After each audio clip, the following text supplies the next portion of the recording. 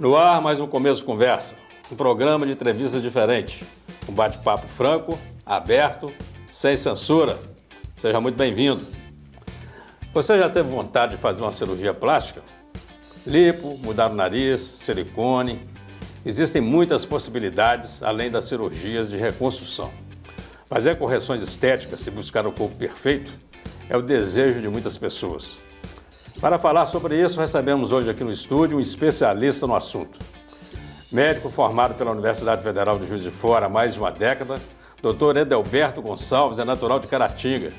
Fez residência em cirurgia geral pelo Hospital do Servidor Público Estadual em São Paulo e residência em cirurgia plástica na Santa Casa de Misericórdia, em Belo Horizonte. Logo após o intervalo, vamos falar mais um pouco sobre isso e conhecer um pouco mais da história do cirurgião plástico Edelberto Gonçalves. Não saia daí, é já já.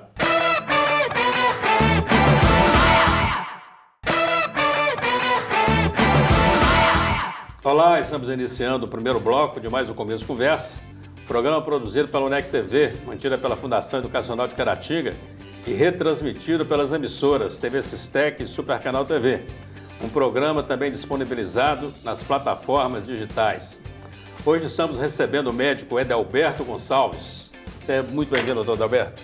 Oi, Eugênio, muito obrigado pelo convite. Agradeço a oportunidade de poder estar aqui com você, com a sua equipe, para a gente falar um pouco mais sobre cirurgia plástica. É um tema esse que desperta curiosidade de muitos pacientes e pessoas aí ao redor, né, dos quatro cantos aí da nossa região e do mundo todo, né? Com certeza, é um tema emergente. E eu queria até te perguntar isso, pós-pandemia, as pessoas estão mais preocupadas com isso ou a pandemia deu uma esfriada nessa busca de um corpo mais perfeito? Na verdade, a relação da cirurgia plástica com a pandemia foi uma relação que não teve um nexo causal de declínio como nas outras atividades habituais aí do dia a dia do brasileiro. A gente teve sim no início da pandemia uma parada das cirurgias plásticas pela questão de avaliar o comportamento sanitário da doença, a evolução clínica dos pacientes infectados. Logo depois, quando foram voltando as atividades de saúde, as cirurgias plásticas voltaram com força total e a gente percebeu no início da pandemia, naquela volta das atividades, que a quantidade de cirurgias plásticas executadas estava até superior à anterior à pandemia.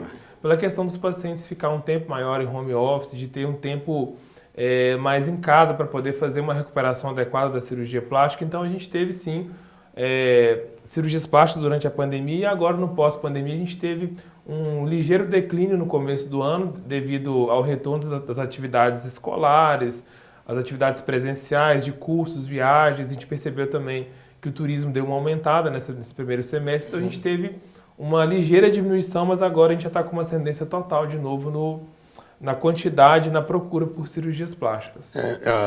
Você falou sobre viagem, né? E eu sou professor de marketing, eu converso isso com meus alunos sobre produtos concorrentes. E um produto que não tem nada a ver com o outro, mas que eles concorrem nesse sentido. Então, uma pessoa falou, vou fazer uma viagem para a Europa ou vou comprar um carro. Ou vou comprar um carro ou vou fazer uma cirurgia plástica. Exatamente, então, isso. tem essa questão toda. E o pessoal preso 2 anos, né?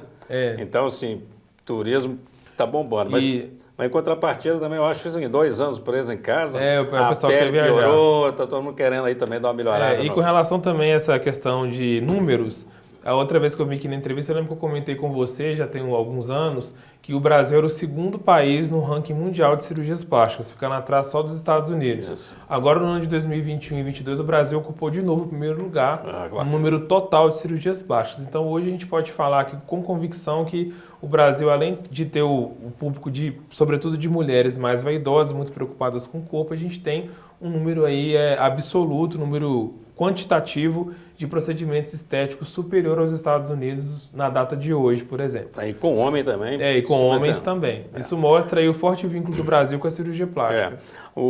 Nós conversamos em 2017, acho que foi 17. Uns 5 anos, né? Uns 5 anos. De lá para cá, a tecnologia, com certeza, facilitou muito a prática da cirurgia, né? E principalmente a recuperação, fico imaginando. Quer dizer, a pessoa fica agora lá, fica mais 60 dias preso sem poder sair para lugar nenhum, porque fez uma abdominoplastia. Isso, a sua pergunta foi super interessante. Na verdade, a medicina está em constante evolução. Então, dentre as especialidades médicas, na minha visão, a cirurgia plástica é aquela que mais acompanha as tendências científicas.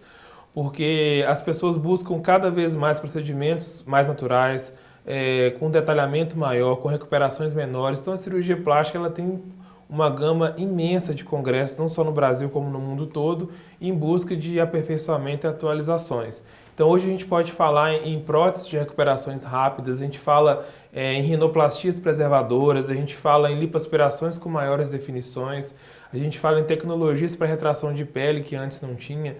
Então o mercado da cirurgia plástica é um mercado super dinâmico, que o profissional precisa estar acompanhando as tendências aí da especialidade, além de não ficar para trás, mas também para oferecer aquilo que é melhor para o paciente. Então, em questão de segurança, técnica e recuperação, que é o que a gente tem falado muito hoje nas redes sociais. Eu quero te fazer agora umas perguntas que eu sei que são perguntas, são curiosidades minhas e o público também com certeza gostaria de saber. Primeiro, o que é uma abdominoplastia HD? O que é isso? Na verdade, a abdominoplastia convencional é aquela cirurgia que a gente vai tirar o excesso de pele, que o termo técnico seria dermolipectomia abdominal. Normalmente as pacientes que são candidatas à cirurgia são normalmente pacientes que já tiveram gestação, que aí a barriga cresce, né? E fica flácida. Depois daquela flacidez pós-gestacional. Então, a abdominoplastia convencional é a técnica que a gente tira aquele excesso de pele, sobretudo do umbigo para baixo, dá aquela famosa esticada na barriga, faz a lipoaspiração lateral nos flancos, algumas vezes nas costas. Então, esse é o tratamento convencional. Quando a gente fala em abdominoplastia HD, a gente seleciona um grupo de pacientes que estão aptas a essa técnica. Normalmente são aquelas pacientes pós-gestacional, que tem um excesso de pele, mas são aquelas pacientes mais magras, que talvez tenham uma quantidade menor de gordura, e com isso a gente consegue fazer as definições abdominais, que seriam as definições anatômicas, que seria aqui no meio, que a gente fala que é a linha alba, e na lateral são as semilunares. Então a gente consegue fazer um trabalho individualizado em cada abdômen. Então às vezes tem paciente que vai ter uma marcação mais lateral, outra mais medial, outra marcação assim, depende do perfil genético e anatômico da paciente. Então, a paciente, para ser apta a esse procedimento, ela tem que ser uma paciente mais magra, uma paciente que tem uma rotina de atividades físicas mais regulares, uma alimentação mais balanceada. Então, a gente faz uma aplicação técnica da abdominoplastia, porém, dando uma definição normalmente mais natural dos contornos abdominais, para ficar aquela barriga só esticada. Entendi. A gente faz ali um desenho no abdômen da paciente para dar uma naturalidade maior. É como se fosse do próprio exercício físico. Na verdade, não simula exercício físico, porque o exercício vai atuar diretamente na musculatura da parede abdominal. O que a gente faz é realçar os contornos anatômicos do abdômen dessa paciente. Bacana. Para não ficar aquela coisa plástica demais, né? Ficar aquela barriga muito reta, muito que a gente chama chapada, sem nenhum contorno. Então, a abdominoplastia HD é uma evolução da abdominoplastia convencional. E que hoje a procura está sendo assim, muito alta, justamente por entregar um resultado mais natural para a paciente. A recuperação hoje de uma paciente que submete a esse procedimento, quanto tempo ela vai ter que ficar de repouso, parada, sem voltar à atividade? Na verdade, a gente pede em torno de 21 dias, porque a paciente ela faz a abdominoplastia, normalmente a linha de pontos, que é aquelas cicatrizes mais baixas, são pontos absorvidos, e os pontos da região do umbigo a gente tem que retirar. Então, os pontos do umbigo a gente retira numa média de 20 dias. Então, depois que retira esses pontos, a paciente já está apta a voltar às atividades habituais. Claro que a atividade física vai depender de cada paciente, normalmente em torno de uns 60 dias, e dirigir de 21 a 30 dias, mas a paciente já está assim, praticamente entrega a rotina habitual completa com 30 dias. E o procedimento de lipoaspiração? Vamos lá. Simples, nós estamos falando do que tipo de paciente que pode se submeter, quer dizer, o cara da barriga de cerveja pode, não? Então, essa pergunta foi muito interessante. Na verdade, as pacientes, hoje em dia nem tanto, porque muitas delas já chegam com muita informação na consulta lá com o cirurgião. Mas as pacientes não podem confundir a lipoaspiração como técnica para emagrecimento. A lipoaspiração não promove o emagrecimento. O que ela vai fazer é mudar o contorno corporal através da aspiração de gorduras localizadas. Então, pela evolução do procedimento, a gente teve bem antes, vamos falar da minha trajetória, lá em 2016, a lipoaspiração convencional. Que é aquele movimento de vai e vem com a cânula, bem manual, que você aspira a gordura das regiões que você deseja. Depois, a evolução da lipoaspiração foi a vibrolipoaspiração. Inclusive, um detalhe interessante que eu comecei a fazer a vibrolipo aqui em Caratinga em 2018 e até hoje eu sou praticamente o único na região que faço essa técnica. que seria a lipoaspiração vibratória. Você tem um equipamento que você pisa no pedal e a cânula vibra. E com essas rotações da ponta da cânula, você consegue fazer movimentos mais delicados, menos invasivos e consegue lipoaspirar mais gordura no menor tempo. Então, isso já seria a primeira evolução da lipoaspiração convencional.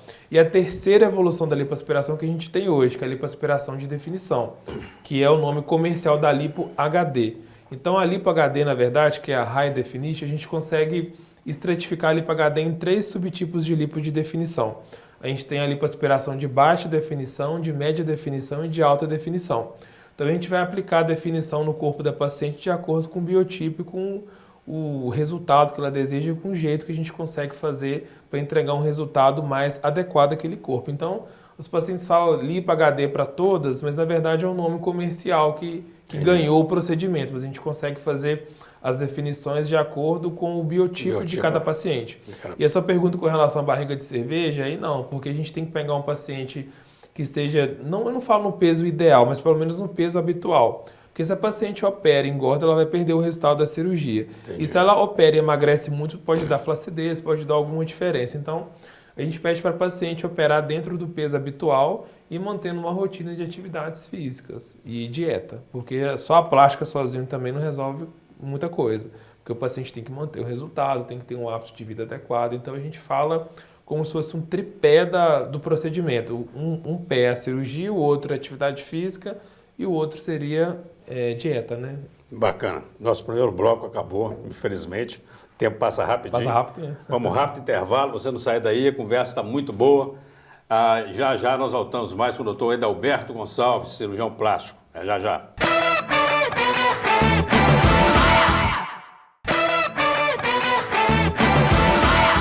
Olá, estamos de volta com o Começo de Conversa. Hoje recebendo o nosso entrevistado muito especial, Dr. Edalberto Gonçalves.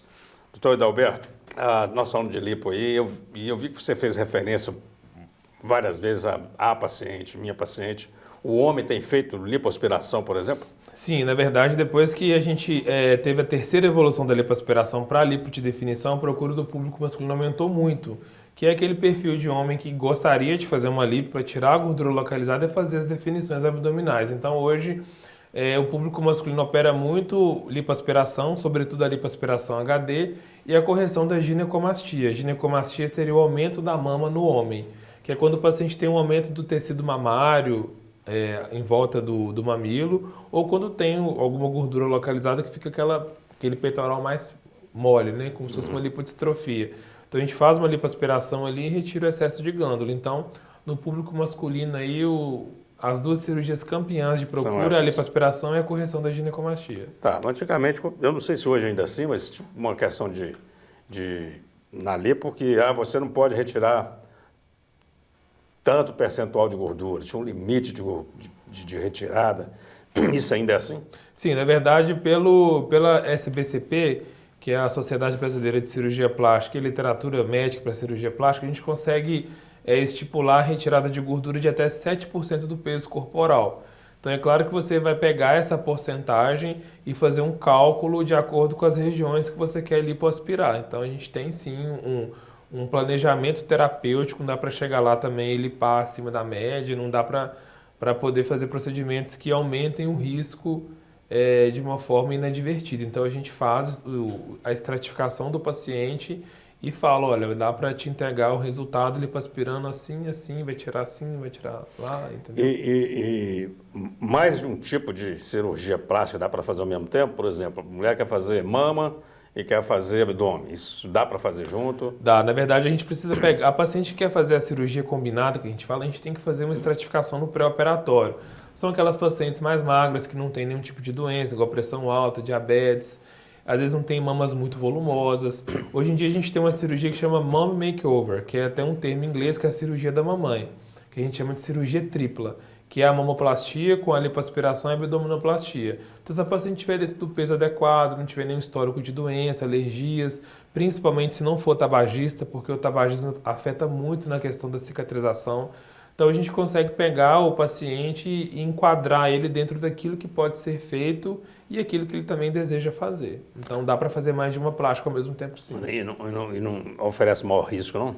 Não, não oferece maior risco não, porque a gente tem que pegar aquela paciente que já tem um menor risco para qualquer procedimento. Então, se você fizer uma mama que vai durar X horas e o abdômen um pouco mais, então, de repente, se for uma paciente já de risco, um paciente que já tenha tido um evento de trombose, ou uma paciente mais gordinha, acima do peso, ou com histórico familiar de alguma doença, aí você pega essa paciente e faz menos procedimentos. Então, pegar um paciente rígido e falar que ele vai ter um risco muito maior por fazer tal cirurgia combinada, isso aí a gente não consegue estratificar em números, não. A gente não tem essa relação tão direta, sabe? Mas o que eu fico imaginando também é que quando você pode fazer a combinada, tem a vantagem de a anestesia ser uma vez só, né? Porque o processo tem a vantagem de fazer uma recuperação única, né? E a desvantagem de recuperar de 2 cirurgias ao mesmo tempo. Porque você vai ficar um pouco mais limitado no abdômen e não pode abrir tanto os braços, entendeu? O que é essa prótese R24R, é isso? O nome dela? Isso, essa cirurgia ela é uma cirurgia que está, vamos dizer, na moda, porque as pacientes procuram mesmo pela segurança do procedimento, pelo retorno precoce das atividades diárias. Vou falar um pouquinho da história dessa cirurgia, bem rápido. O cirurgião que desenvolveu essa técnica é um cirurgião americano que chama Tebbets. Ele até faleceu esse ano. E ele descreveu essa técnica em 2002. E aí nos Estados Unidos essa técnica já é aplicada há bem mais tempo. Aí aqui no Brasil, em 2017, tem um cirurgião plástico no sul do Brasil, o Dr. Tiago, que ele implementou a técnica americana no Brasil e fez as adaptações de acordo com todos os estudos que ele fez ao redor do mundo. Então ele implementou a técnica e desde 2017 ele já atua nela e isso chamou a atenção de muitos cirurgiões do país todo. Então tem um grupo de cirurgiões que o acompanhou, ele mentorou esse grupo de cirurgiões e a gente conseguiu reproduzir a técnica que ele adaptou de forma segura, entregando um resultado muito satisfatório. Então, aqui na região, eu fui o primeiro cirurgião plástico a fazer a técnica R24R e, até hoje, o único que entrega a técnica de forma completa. A gente tem todos os materiais, tem que usar um funil para colocar o implante, tem uma pinça especial, que a gente segue os 14 pontos de segurança da American Academy, que é uma academia americana de plástica, que estipulou a sequência desses pontos para que a cirurgia dê certo. Então, hoje aqui na região, eu até tenho orgulho de falar isso, porque eu corri atrás desse aperfeiçoamento e consegui aplicar ele bem aqui na região. E hoje a gente é bem procurado, não só em Caratinga, mas em todas as cidades da região para fazer esse tipo de cirurgia. Bacana demais. E tem um orgulho para Caratinga também, é filho de Caratinga, estudou na escola. Na Jairo Grosso. E com relação à prótese a R24R, a grande vantagem é que a paciente faz a colocação do implante. Normalmente é aquela cirurgia que não tem retirada de pele, é só implantação. E na técnica convencional, que a paciente demorava 15 dias para poder abrir o braço, na R24R ela já abre o braço 15 minutos depois da cirurgia. Então é uma recuperação totalmente invertida. E ela já consegue voltar a dirigir no dia seguinte, ela consegue voltar às atividades habituais, desde que não sejam atividades que requerem muito esforço físico, pegar muito peso. Então, as pacientes agora podem se programar para fazer uma cirurgia plástica até fora do período de férias. Então, é bem legal. Como uma folga de 3 dias no trabalho. Às vezes, normalmente as pessoas pega quarta, quinta e sexta. Às vezes elas já operam na sexta, para poder voltar a trabalhar na segunda, terça. Às vezes quer ficar um dia ou dois também para dar uma descansada do procedimento. Aí sai na sexta meio assim, volta animadinho. E aí o paciente opera e sai no mesmo dia, dependendo de onde ele mora e da situação da cirurgia. Entendeu? Interessante isso, porque quer dizer que o tempo de cirurgia, quanto tempo dura mais ou menos? 1 hora. 1 hora e meia, é rapidinho. O paciente chega de manhã interna, opera na parte da manhã, no máximo até na hora do almoço ele já sai do bloco cirúrgico. Aí a gente tem uma enfermeira que foi capacitada para acompanhar esse pós-operatório imediato. E aí ela faz o acompanhamento todo do paciente, a gente consegue dar alta no mesmo dia e tudo flui muito bem. Bacana. Você fez primeiro residência em cirurgia geral. Isso, fiz em São Paulo, como você mencionou no início do programa. Como que migrou para a cirurgia plástica? O que te levou para a cirurgia plástica? Isso, na verdade, a cirurgia geral é um pré-requisito para todas as especialidades cirúrgicas. Mas então, você já queria fazer plástica mesmo? Quando eu entrei na residência de cirurgia geral, eu tinha vontade de fazer urologia. Eu estava um pouco na dúvida entre urologia e cirurgia plástica.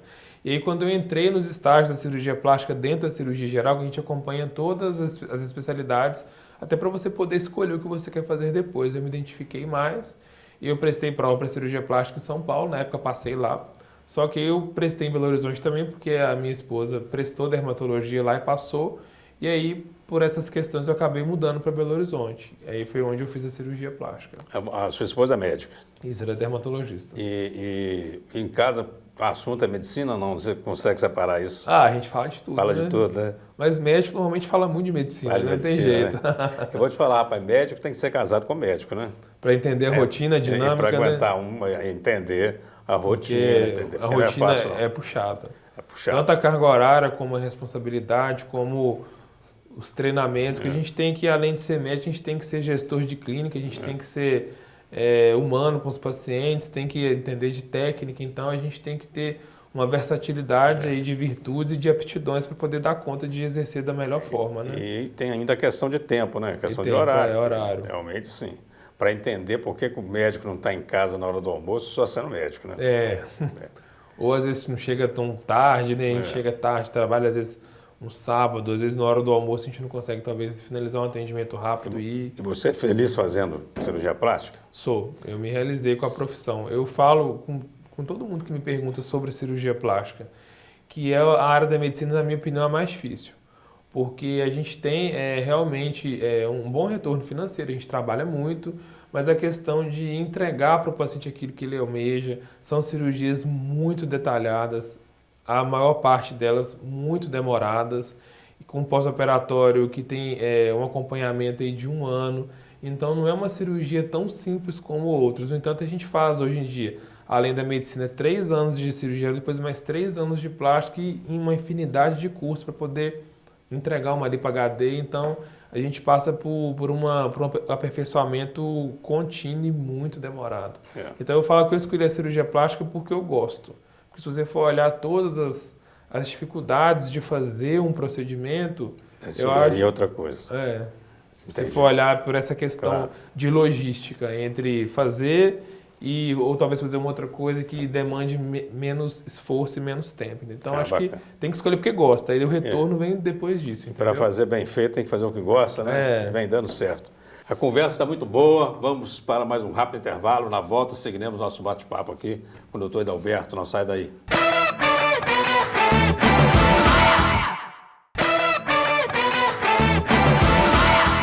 Olá, estamos de volta para o terceiro e último bloco do Começo Conversa. E você que chegou aí agora, ainda pode acompanhar um resto de conversa sensacional com o doutor Edalberto Gonçalves, cirurgião plástico. Doutor Edalberto, você terminou o primeiro bloco já falando assim de toda essa preparação para a cirurgia plástica, até porque para poder entregar ao paciente aquilo que ele fica esperando realmente, né? Aí me ocorreu aqui, existe esses casos que o paciente, por exemplo, quer alguma coisa, quer fazer algum procedimento e esperando um resultado que você vê que não vai ficar bom, isso conversa, como é que é isso? Sim, na verdade isso acontece em todas as consultas médicas. O mais importante para o paciente se propor uma cirurgia plástica, é alinhar a expectativa do resultado com o cirurgião. Então, às vezes o paciente fala, eu quero a mama grande, eu quero a mama média, eu quero a mama pequena, eu quero que tira aqui, tira ali. Aí o paciente vai ser submetido a um exame físico, normalmente ela põe uma camisola, a gente faz a avaliação física toda e fala, olha, dá para fazer isso, dá para fazer aquilo. Então, o mais importante é o paciente alinhar as expectativas do cirurgião. Não adianta o paciente ir com uma super expectativa 10, sendo que o cirurgião vê que a cirurgia vai ficar uma expectativa 6 ou até 5. Então, o paciente tem que saber o que vai ficar de uma cirurgia plástica antes de fazê-la. Para depois pensar, mas eu achei que fosse ficar de tal forma. Normalmente, os pacientes eles têm que ser bem orientados para não acontecer de ter uma frustração no pós-operatório. Porque todo procedimento tem alguns riscos de cicatrização, então cada corpo vai reagir de uma forma diferente àquela técnica que vai ser aplicada. Então, o mais importante do procedimento não só a cirurgia, é aquele preparo pré-operatório, preparo psicológico, da mudança corporal, se é isso mesmo que ela almeja, o que ela quer. Não adianta também um paciente fazer uma cirurgia plástica espelhando um resultado de uma amiga ou se espelhando no resultado de uma rede social. A gente costuma falar que cirurgia plástica é igual vestir de noiva. Cada vestido vai caber no corpo de uma mulher diferente. Então, pelo gosto, pelo biotipo, por aquilo. Então, eu acho que quando a consulta médica é bem alinhada, eu acho que a cirurgia é um sucesso. E isso normalmente acontece, que a gente tem que pela nossa experiência técnica, a gente tem que entender e ver o que o paciente está buscando ali naquela consulta. Essa cirurgia, nós falamos eu perguntei do prazo lá da cirurgia no abdômen, você falou em torno de 20, 21 dias. O processo de drenagem linfática continua ainda? Quer dizer, a pessoa tem que continuar fazendo isso? Continua. Isso. É uma pergunta super interessante. Igual hoje a gente tem uma estrutura na clínica, a gente tem duas clínicas. Tem a Plastiderme Clínica, que é onde tem os atendimentos médicos meu e da minha esposa, que é a doutora Maísa. E a gente tem a Plastiderme Centro Estético. Lá a gente faz todo o pós-operatório de cirurgia plástica, tem outros tratamentos estéticos. E lá a gente tem médicos parceiros, que é um anestesista e um cardiologista, que faz parte daquele preparo pré-operatório. Então, as drenagens linfáticas hoje, pela modernidade que a gente tem também, a gente tem a primeira drenagem ainda no hospital, que a gente chama de drenagem transoperatória.